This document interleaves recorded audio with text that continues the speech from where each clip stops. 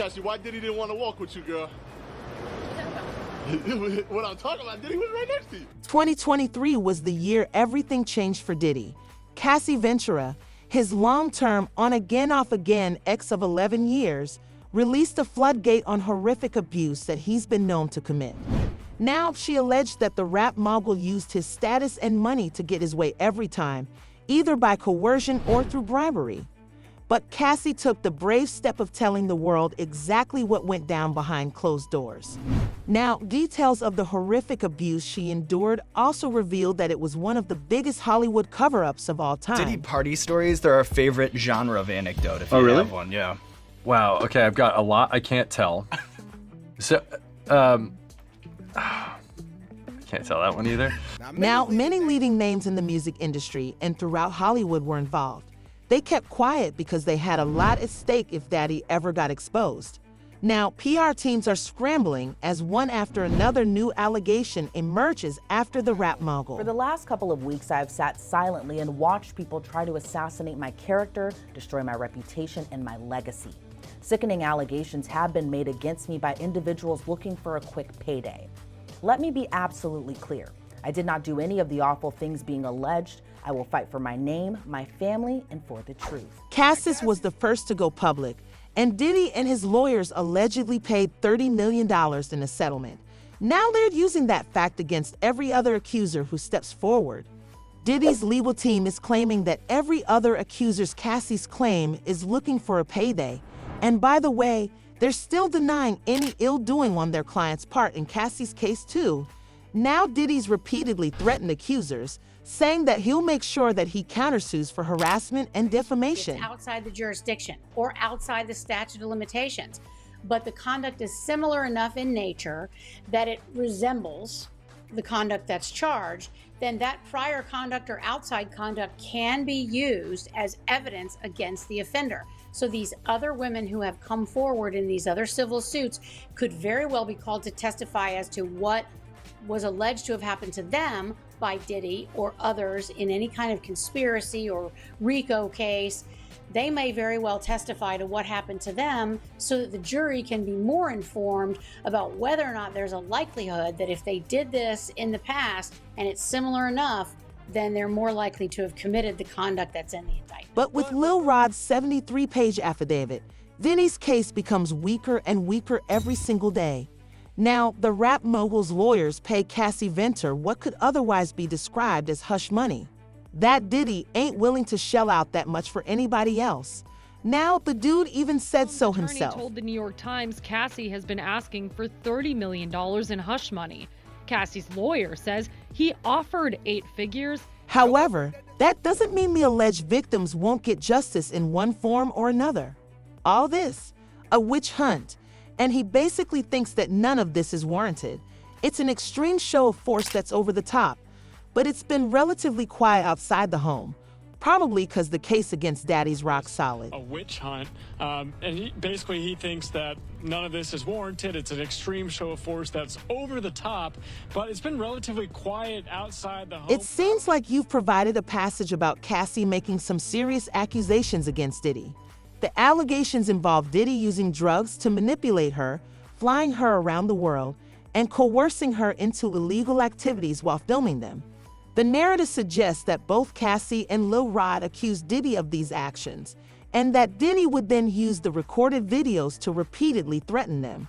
However, it's crucial to approach such claims with caution and consider the credibility of the sources and any evidence presented. I witnessed the acquisition, use, and distribution of ecstasy, cocaine, GHB, ketamine, marijuana, and mushrooms. I witnessed Mr. Combs display and distribute unregistered illegal firearms. This whole thing was like a never-ended cycle. Diddy's lawyers claim that it's all a case of bitter exes coming back for revenge, and nothing more than that now. Initially, people were divided, with some of them actually believing that Diddy was being targeted. However, everybody's view changed when it came out that Diddy had assaulted a minor. Now, that's right, one of the women who accused Diddy of misconduct, Joy Dickerson Neal, claims that she met Diddy back in 1991 when she was 17, so Diddy's muddle has been explained by several of his former associates who claimed that he'd get close to young and impressionable emerging artists by showing him the lifestyle that he could offer. The same thing happened to Joy, who was obsessed with Diddy back then. The smooth-talking rapper got her to let her guard down, and that's when he assaulted her in the worst way possible. Now Joy claims that Diddy drugged her and then assaulted her on top of that. I live right next to him. He do too much. It be like buses, like big ass buses. You just see all type of shit hop out. Especially at nighttime, like around 3 o'clock in the morning. It gets wild. I'm his neighbor. Lisa Garter said the same thing. Now her claims are from 1990, and she met Diddy when he just started gaining traction from Bad Boy Records. Now, Diddy was making more money than any other rapper or producer in New York. So Lisa said that he used the same tactics to get her to trust him. Then, when he knew that she trusted and admired him, he assaulted her too. And all the allegations didn't end there, unfortunately. It's not that complicated. But what it means is this could be a very complicated pattern with a lot of potential witnesses, whether those people are potential offenders or accused, or whether they're just witnesses to the conduct because they help explain to an eventual jury what has gone on in this conspiracy or in this RICO case, or as this pattern has developed, they have one piece or two pieces of the entire puzzle. You know, these kind of vast investigations are really just like a puzzle that you would put together. And the federal government starts off with a couple of pieces, and then a witness here may have another piece, a witness here may have another piece, or maybe they have three pieces. And eventually you'll form a mostly intact, though rarely perfect, but mostly intact puzzle, and you'll see the full picture. And that's the goal of the investigation. Then there's yet another woman, somebody who prefers to go by Jane Doe, claims that Diddy, Harvey Pierre, and a third associate flew her out to New York City when she was still in junior high. Now she claims that Diddy promised her that he'd get her in contact with big names in the music industry, set her up with brand deals, partnerships, and altogether make her a superstar. Now, none of that ever happened. Daddy assaulted her with his associates and then left her high and dry. Now, a question that keeps coming up is why? Why did they wait so long to report the dude? I've added commas after woman and Jane Doe to set off the appositive phrases for clarity. Additionally, I've adjusted claim to claims for subject-verb agreement and added a comma after now for smoother flow.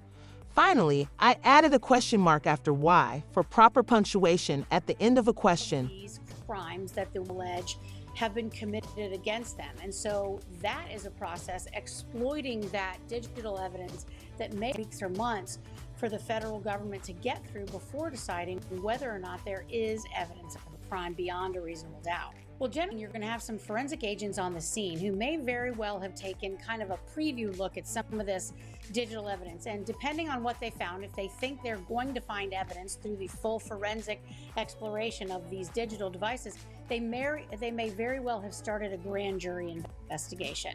And federal grand juries sit every week for a day or two, depending on the busy jurisdiction.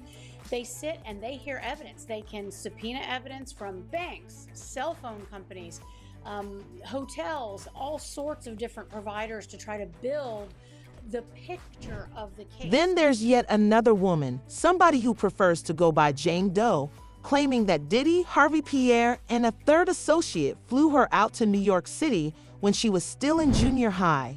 Now she claims that Diddy promised her that he'd get her in contact with big names in the music industry, set her up with brand deals, partnerships, and altogether make her a superstar. Now, none of that ever happened. Daddy assaulted her with his associates and then left her high and dry. Now, a question that keeps coming up is, why? Why did they wait so long to report the dude?